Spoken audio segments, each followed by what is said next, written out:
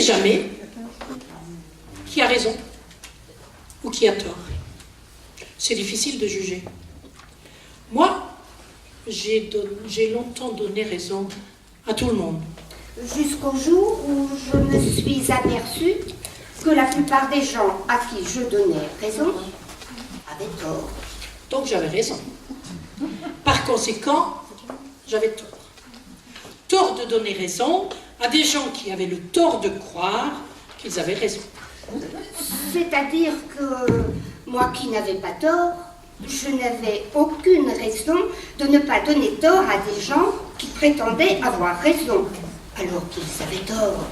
J'ai raison, non, puisqu'ils avaient tort, et sans raison encore.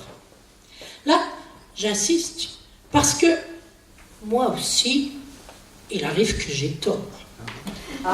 Mais quand j'ai tort, j'ai mes raisons, que je ne donne pas. Ce serait reconnaître mes torts. J'ai raison, non? Remarquez, il m'arrive aussi de donner raison à des gens qui ont raison. Mais là encore, c'est un tort. C'est comme si je donnais tort à des gens qui ont tort. Il n'y a pas de raison. En résumé, je crois qu'on a toujours tort d'essayer d'avoir raison devant des gens qui ont toutes les bonnes raisons de croire qu'ils n'ont pas tort. Il n'y a pas de tort de donner à César ce qui appartient à César. Donc, avec raison, rendons à Raymond DeVos ce qui appartient à Raymond DeVos.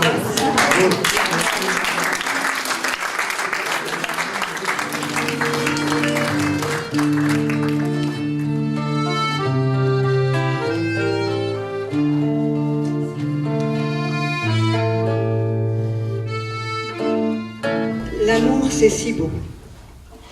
Les uns disent que l'amour est peu de choses. Les autres ne disent rien. Pourtant, l'amour, c'est tant de choses, parfois des tout petits riens. L'amour vous prend tout. L'amour vous apporte tout. L'amour vous attache toujours comme une corde à votre cou. L'amour fait parfois pleurer. Et même, si vous en souffrez, l'amour, il faut savoir le garder. Il faut l'apprivoiser et même le dompter. Car il n'y a pas de vie sans amour. Tout le monde l'espère toujours. Tout au long de votre vie, il se cache ou vous sourit. Ami, si vous le rencontrez, ne le laissez pas s'échapper. Aimez, aimez toujours, jusqu'à votre dernier jour. Merci.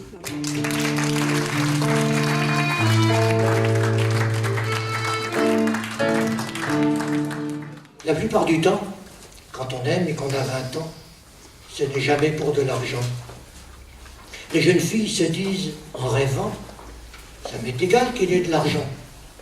Ce que je veux seulement, c'est qu'il soit grand, avec un sourire éclatant, et puis le reste, évidemment. La plupart du temps, quand on aime et qu'on a 80 ans, ce n'est plus pour de l'argent. Pourvu qu'on puisse de temps en temps s'offrir un petit verre de vin blanc, ben mon Dieu, c'est bien suffisant. Et d'ailleurs, c'est ça qui est tordant. Quand on aime et qu'on a 80 ans, c'est tout à fait comme à 20 ans. Ce n'est jamais pour très longtemps.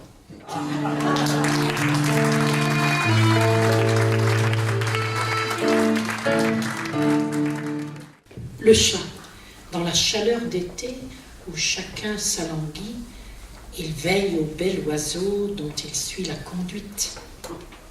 L'autre ne le voit pas. Tout occupé qu'il est à picorer un grain laissé par le hasard. En cet endroit risqué, mais qui pourtant lui plaît, il est fâcheusement resté un peu trop tard.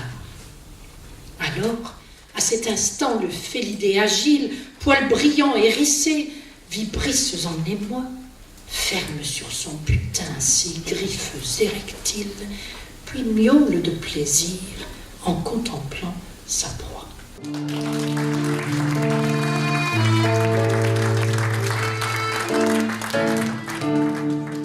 C'est un acrostiche sur le printemps. Poètes, mes amis, riez tous de bon cœur. Il n'est pas de malheur ni de mésaventure tant que le temps perdure et que l'on est en vie. Mais surtout ce beau temps printanier et fleuri sourit aux gens contents.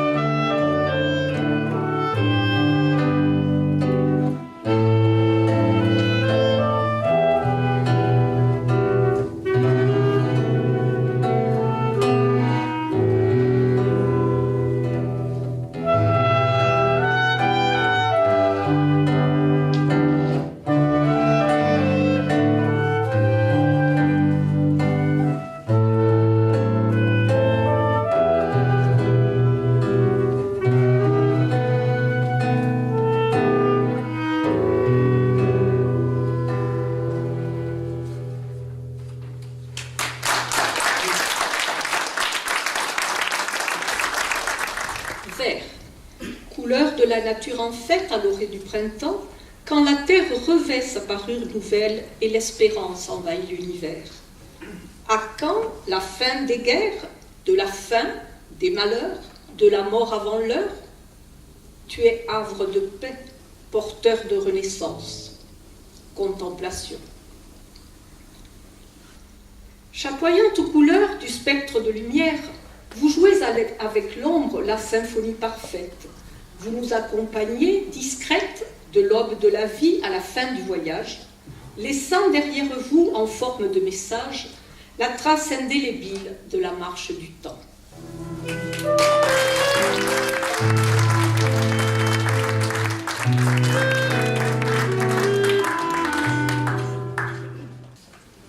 Olhos d'Água,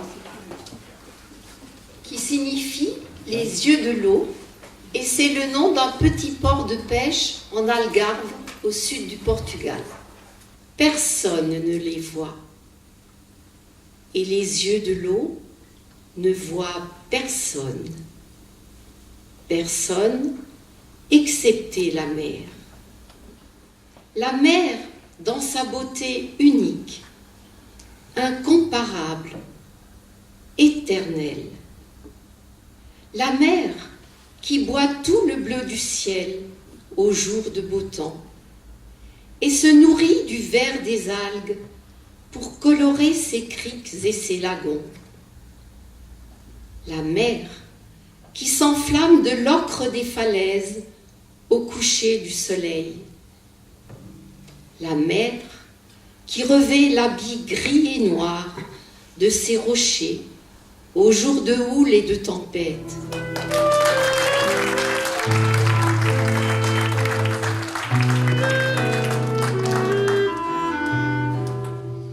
Plus de bruine sur nos joues, plus de glace sur nos lèvres, plus de frimas dans notre cœur. La musique, cette étoile, illumine notre corps, habite notre esprit, se livre tout entière et danse dans nos yeux, se mêle au flux et reflux de notre sang, scande notre respiration. Langue universelle, miroir de l'au-delà, la musique, comme une parure, couvre nos hardes journalières. Se taire et s'imprégner de sa pureté, vibrer de sa beauté, frémir en son mystère et peut-être verser des larmes de joie.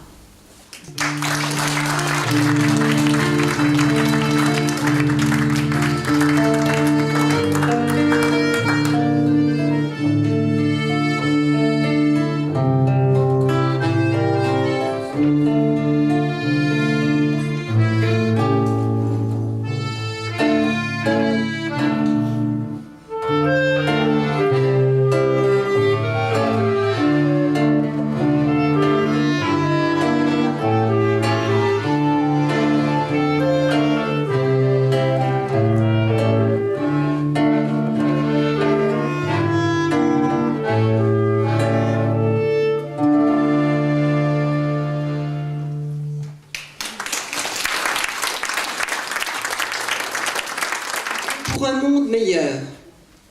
Souvent je rêve d'un monde meilleur où les hommes ne connaîtraient ni froid ni faim, s'épargnant ainsi tous les malheurs et ne manquant jamais de pain. Je voudrais qu'ils vivent avec sérénité le quotidien, sans crainte du lendemain, qu'ils obéissent aux mêmes lois et toujours gardent en eux la foi. Que les femmes soient enfin respectées, qu'elles ne soient plus bafouées, frappées, lapidées, qu'elles marchent à visage découvert, fières et libres d'être mères.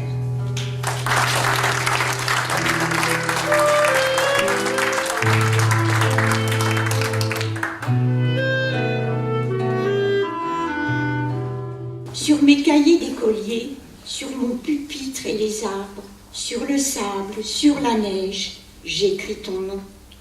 Sur toutes les pages lues, sur toutes les pages blanches, pierre, sang, papier ou cendre, j'écris ton nom. Sur les merveilles des nuits, sur le pain blanc des journées, sur les saisons fiancées, j'écris ton nom. Sur la mousse des nuages, sur les sueurs de l'orage, sur la pluie épaisse et fade, j'écris ton nom. Sur la vitre des surprises, sur les lèvres attentives, bien au-dessus du silence, j'écris ton nom. Sur la santé revenue, sur le risque disparu, sur l'espoir sans souvenir, j'écris ton nom. Et par le pouvoir d'un mot, je recommence ma vie. Je suis née pour te connaître, pour te nommer liberté.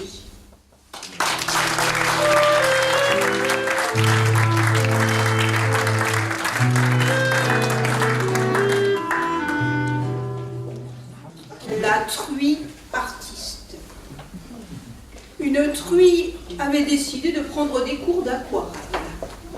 Celle-ci faisait montre d'un goût prononcé pour toute forme de beauté. Allons, se disait la donzelle, c'est une belle activité que la faculté de créer. Le matériel déjà paraît fort bon marché, simple et de surcroît très léger. L'apprentissage se doit d'être des plus faciles. Je suis certaine de pouvoir trouver en ville d'excellents maîtres chevronnés, patients à me former et de surcroît habiles, lesquels auront à cœur de me guider à découvrir les moindres des subtilités de cette merveilleuse activité. Acceptez que cette aventure produise sur vos âmes un émouvant effet, des goûts et des couleurs. Il est si vain de discuter.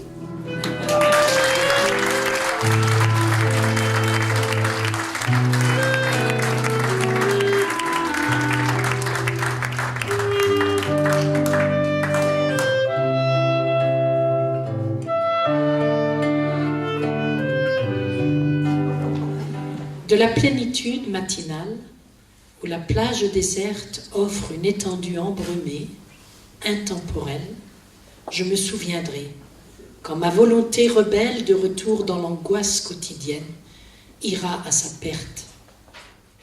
De la vive lumière mêlant neige et mer, montagne et forêt, balayée par la tramontane, je ressentirai encore la douceur hivernale occitane, me permettant d'avaler, sans colère, les pilules amères.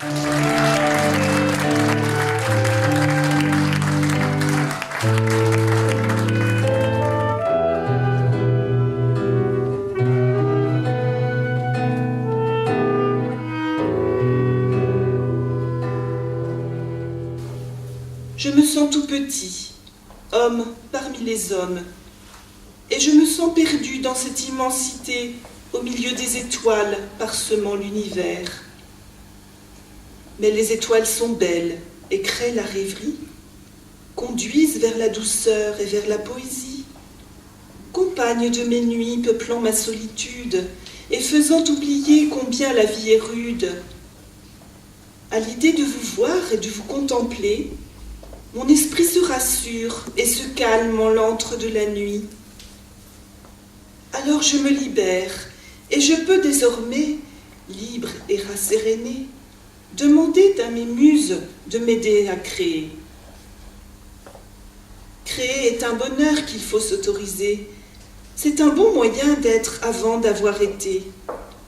C'est une belle occasion d'assurer la liaison entre ceux qui viendront et ceux qui sont passés.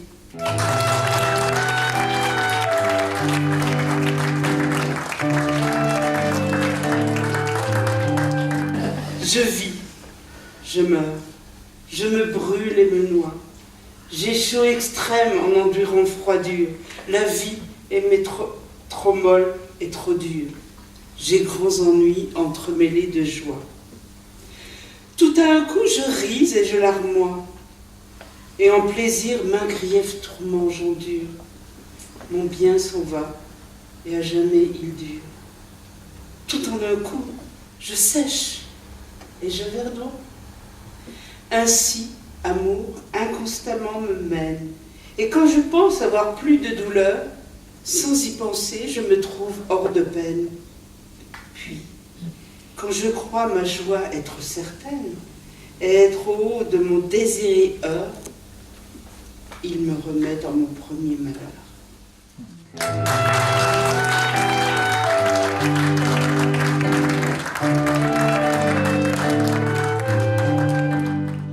Ce n'est pas le rince-doigt qui fait les mains propres, ni le baise-main qui fait la tendresse.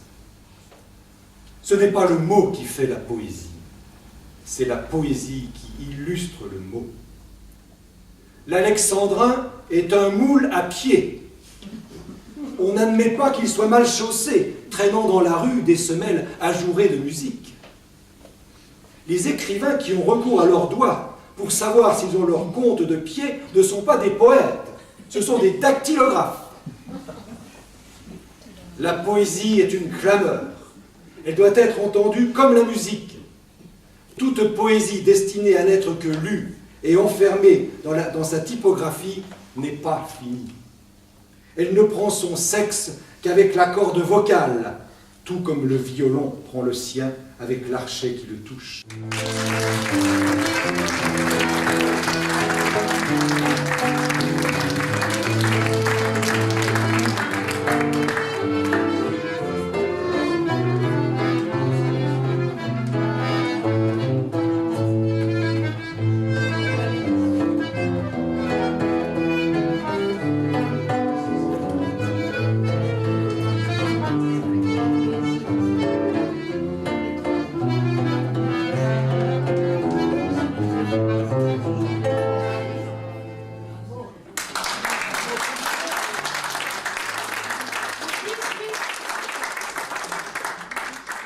En ce jour où la femme a le droit de citer, c'est à tous ces messieurs que ces lignes s'adressent. Que vous la nommiez meuf ou nana ou gonzesse, de multiples façons on peut la décliner. D'abord toute petite, elle est vite nymphette. Quand vous la regardez, elle devient minette. Elle peut même changer en une vraie donzelle, et quand vous l'épousez, elle n'est plus demoiselle. Ne dit-on pas alors qu'elle est une beauté? Et ce si joli mot est toujours féminin. Amante, elle s'abandonne dans la volupté. Vampe, canon, poupée, mais rarement cata. Voilà donc quelques mots pour tous les misogynes et pour les amoureux de la gent féminine. Quel que soit le registre qu'il vous plaît de choisir, les mots dont vous usez sauront vous définir.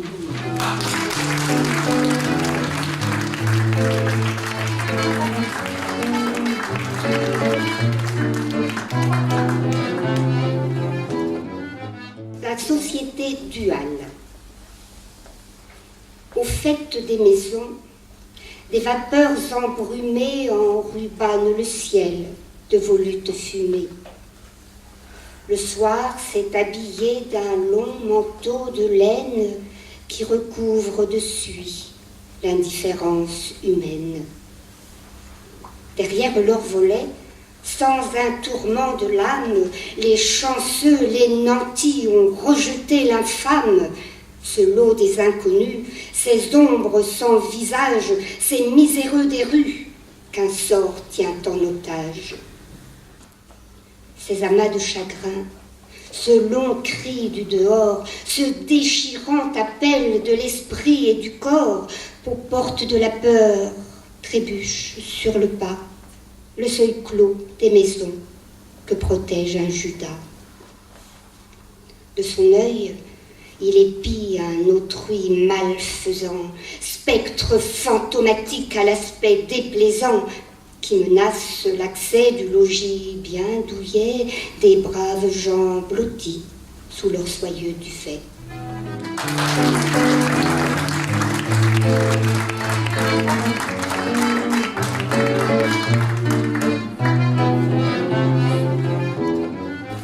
Dans la forêt croate, un corbeau croate, très fier de sa cravate, se pavanait en ce jour où avait lieu un concours.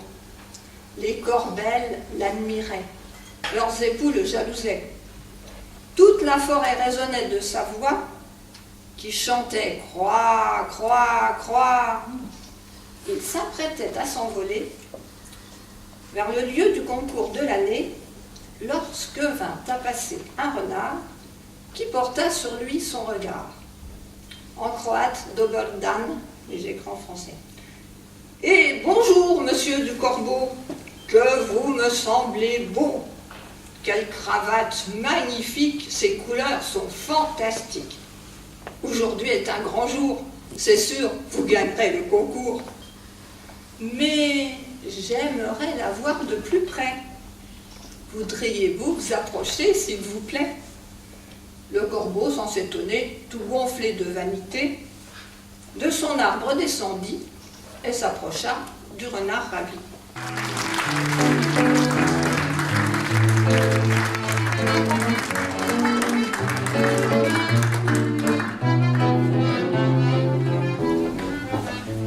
Le Styx immonde. Chère Europe, crains-tu de vivre insomniaque?